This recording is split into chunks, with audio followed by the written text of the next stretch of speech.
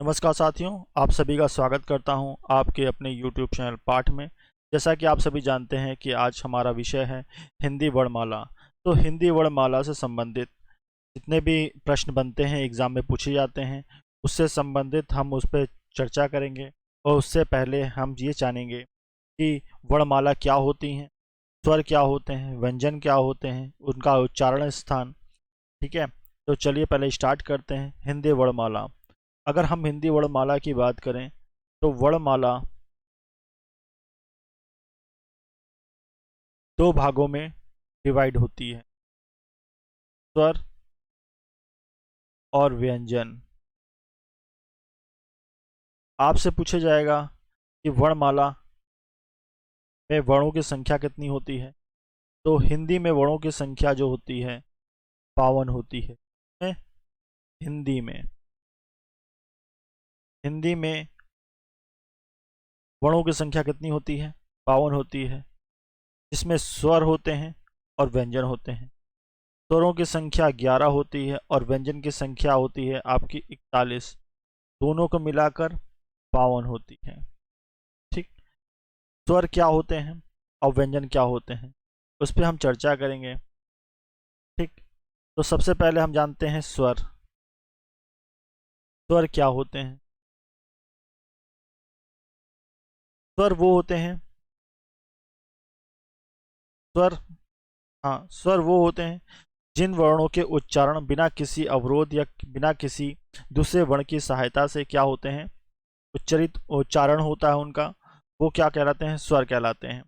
जो स्वतंत्र रूप से उनका उच्चारण होता है। स्वतंत्र स्वतंत्र रूप से वर्ण का उच्चारण बिना किसी बिना किसी अन्य वर्ण की सहायता से, तो वो क्या कहलाते हैं? स्वर कहलाते हैं। ये होते कौन कौन से हैं? आ, उ। पहले मैं आपको पहले बता दूं। आ, आ, इ, ई, उ, ऊ और ए, आए, ओ, आओ। ये कितने हैं? 11 हैं, टोटल 11। अब इनमें 11 में से कुछ ह्रस्व स्वर हैं, ह्रस्व स्वर, और कुछ हैं दीर्घ स्वर। क्या है? दीर्घ स्वर।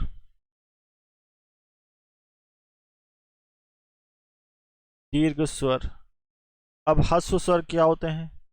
जिनको बोलने में कम समय लगता है, कम समय लगने वाले वर्ण, लगने वाले वर्ण स्वर वर्ण। स्वर वर्ण। अधिक समय लगने वाले, अधिक समय लगने वाले स्वर वर्ण। अब ये कौन कौन से हैं, इसको समझिए। अ, इ, उ और री। ये क्या है? 4 वर्ण जो हैं वो आपके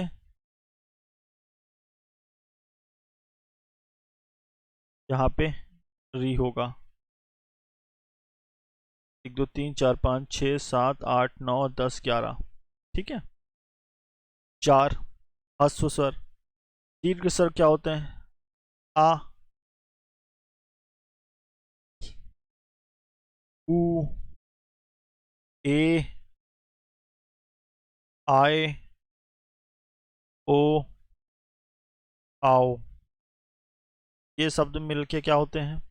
अश्व स्वर होते हैं। ये संख्या क्या है? 7 है। ठीक है, ये संख्या कितनी है? 7 है। अब बात आती है व्यंजन की। व्यंजन क्या होते हैं? व्यंजन वे होते हैं, वे वर्ण जो स्वर की सहायता से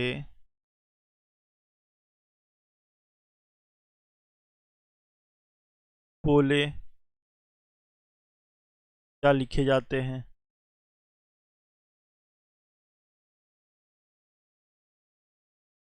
क्या कहलाते हैं? व्यंजन कहलाते हैं। अब इनकी संख्या क्या होती है? इनकी संख्या मैंने बताई 41 होती है। 41 संख्या है। अब ये कौन कौन से हैं? पहले हम बोलेंगे का, ख, ग, हलन लगेगा। क, ख, ग, ख, अंगा। ठीक है, ये कौन से वर्ग हो गए? का वर्ग। का वर्ग। फिर आता है च, छ, ज, छ, या। ये हो गया चा वर्ग। अब टा वर्ग। ट, ठ, ट, ठ, ड,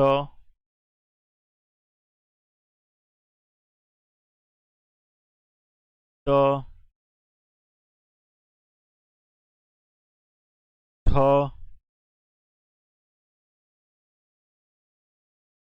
ट, ठ, ड, ढ, अड़ा। ये हो गया टा वर्ग। टा वर्ग के बाद आता है ता वर्ग।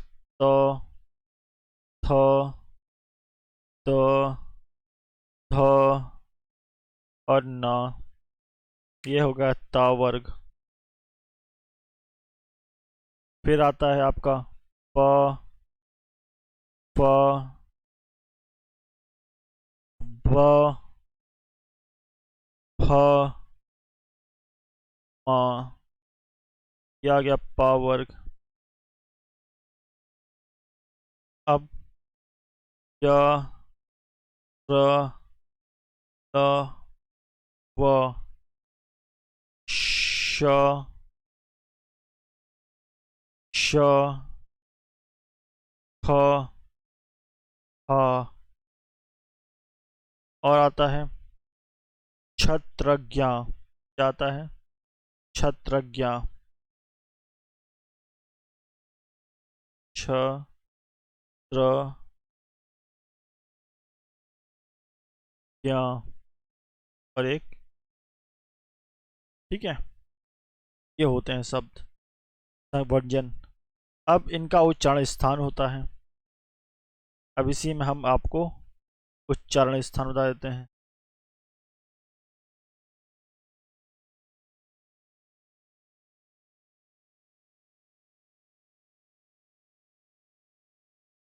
उच्चारण स्थान।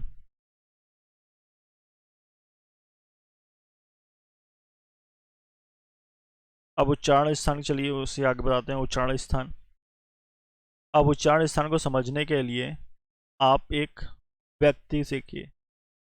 हम व्यक्ति की संरचना बनाते हैं। ठीक है, ये मनुष्य है। ठीक, आप समझ लीजिए एक मनुष्य,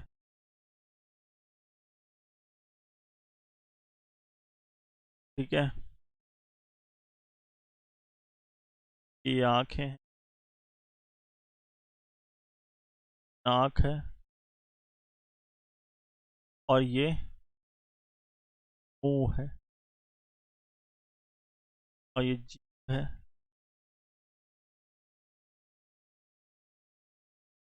ठीक है,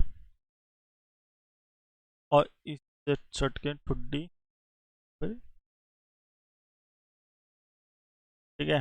अब आप समझ लीजिए कि उच्चारण स्थान कहाँ से आते हैं।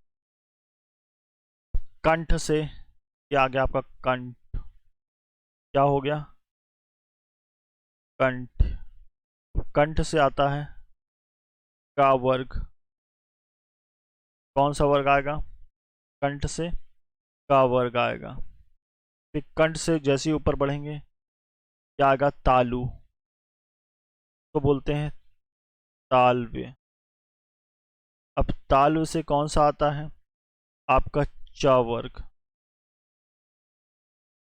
कौन सा आता है, च वर्ग आता है।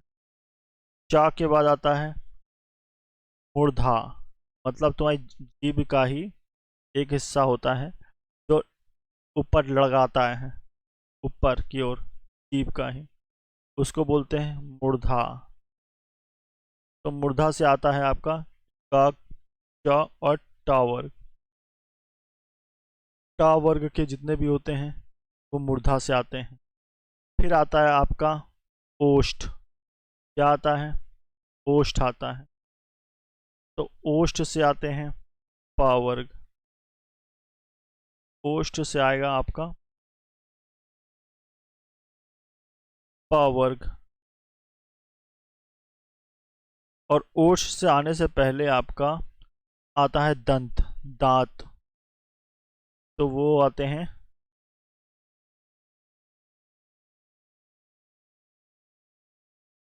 आपका दंत।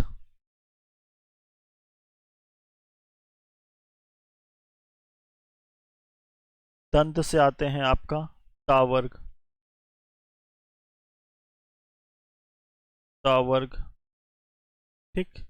आप ये समझ लीजिए कि हमारे मुंह के अंदर के हिस्से से शुरू होकर बाहरी हिस्से से तक जो भी शब्द आते हैं वो एक सीक्वेंस में आते हैं। कंठ, गले से नीचे से आएगा गला, कंठ से का वर्ग, फिर आता है आपका ताल्व, ताल्व से आता है चा वर्ग, फिर आता है आपका मूर्धा, मूर्धा से आता है आपका टा वर्ग, फिर आता है आपका दंत, दंत से आता है ता वर्ग, और फिर आता है आपका ओष्ठ, ओष्ठ से आता है पा वर्ग। तो ये सीक्वेंस में चला, का खा गा घा अंगा, का खा गा घा घा, चा छा जा जा, टा ठा डा डा, ता था दा दा, पा पा, ठीक है। अब आता है, अब कुछ शब्द वर्णों का उच्चारण जो है दो चीजों से मिलकर बनता है, तो उसमें क्या होता है, ओष्ठ। अब ये ओष्ठ दोनों होठों को मिलाने पर, दोनों होठों के मिलाने पर ये पा वर्ग बना, ठीक है। अब तालव्य, अगर मैं बोलूं तालव्य, तालु, मुंह के भीतर के छत का अगला भाग। अगर हम तालु का अगला भाग मतलब से आ रहा है मुंह के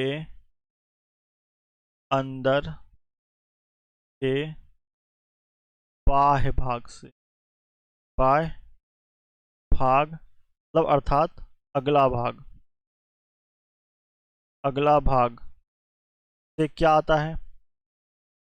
अगले भाग से आता है श और य शब्द का उच्चारण। क्या आता है? श और य।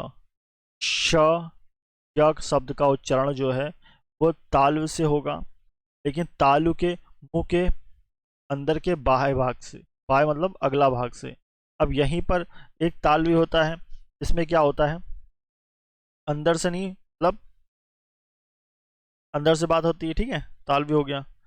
अब आता है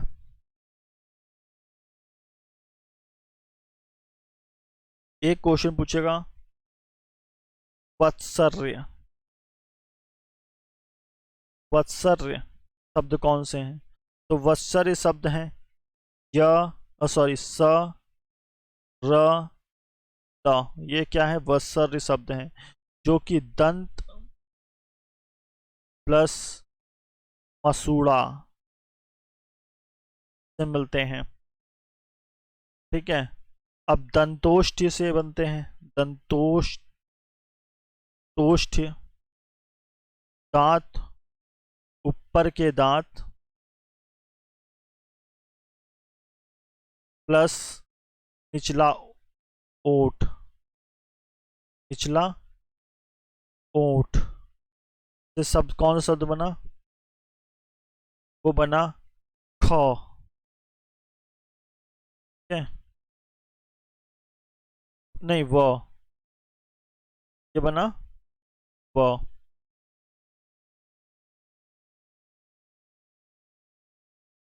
वो बना है।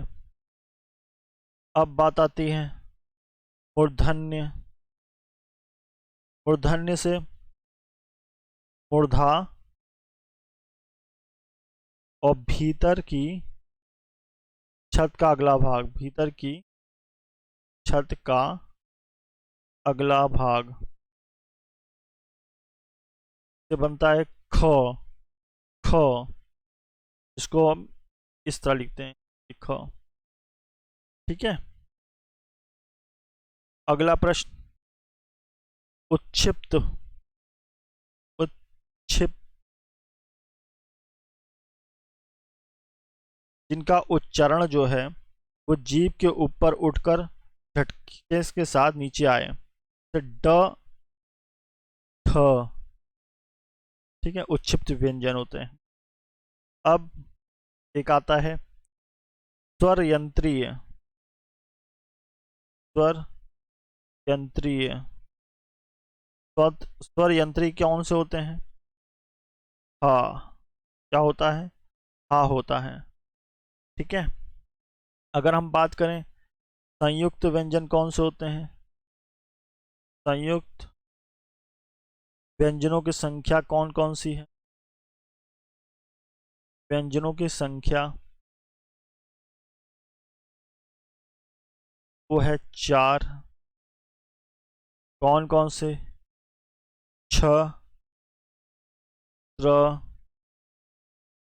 या, या, 4 होते हैं, ठीक। आपसे पूछा जाएगा एक क्वेश्चन, अर्ध स्वर की श्रेणी में कौन आता है? अर्ध स्वर कौन कौन से हैं? तो अर्ध स्वर जो हैं वो है य और व, ठीक है। आपसे क्वेश्चन पूछेगा लुंठित। लुंठित व्यंजन, लुंठित व्यंजन कौन से हैं? तो लुंठित व्यंजन है र। र। आपसे पूछेगा पार्श्विक। पार्श्विक व्यंजन मोस्ट इंपॉर्टेंट, ल। कौन सा है? ला। ऊष्मी व्यंजन, ऊष्म संघर्षी। आपसे पूछेगा ऊष्म संघर्षी व्यंजन कौन से हैं? ऊष्म संघर्षी व्यंजन, आप देखिएगा, ये सॉरी, ये जो शब्द होते हैं, वर्ण होते हैं, ये जो वर्ण आपके उच्चारण करेंगे तो आपको मुंह से गर्म उष्मा जो है, गर्म वायु बाहर की तरफ निकलती हुई दिखेगी, मतलब महसूस होगी। तो वो कौन कौन शब्द हैं? श, श, ह और ख। ये क्या है?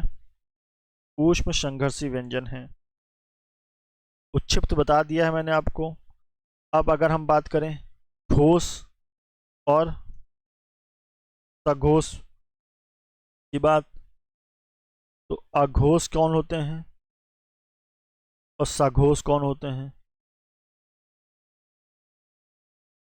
अघोष में का, आ, का मैं आपको क्या, हाँ अघोष बता रहा हूँ।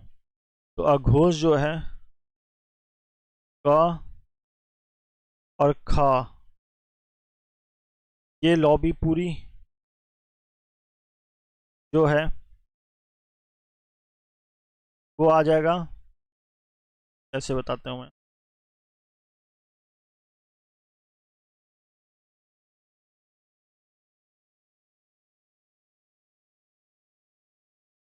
अघोष और सघोष। अघोष कौन से हैं? क, ख। अब ये लाइन जो है च, छ, ट, ठ, त, थ, प, प, और यहाँ पे आ जाता श, श, ह। मतलब श, श, ख। तो ये होते हैं अघोष। अब इसके आगे ग, घ और अंगा, ये पूरे होंगे आपके सघोष। ठीक। ये प फ मान लो आप। ठीक है। प फ, प, भ, म। अब यहाँ से य, र, ल, व और ट, ठीक है, ठ,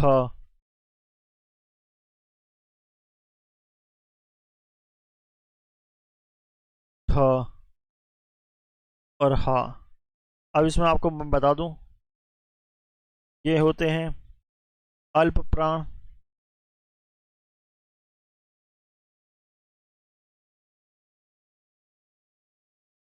अगर हम बात करें, ये होते हैं अल्प प्राण, ये महाप्राण। ये अल्प,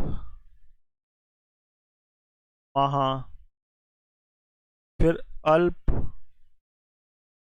नासिक प्राण। ठीक है। अल्पनासिक प्राण मतलब यहाँ पे जितने भी आएंगे वो नाक के, और कम समय में वो वर्ण जो है कंप्लीट हो जाएगा। क, खा, क, खा, का, इस तरह से वो वर्णों का उच्चारण स्थान है। ठीक है।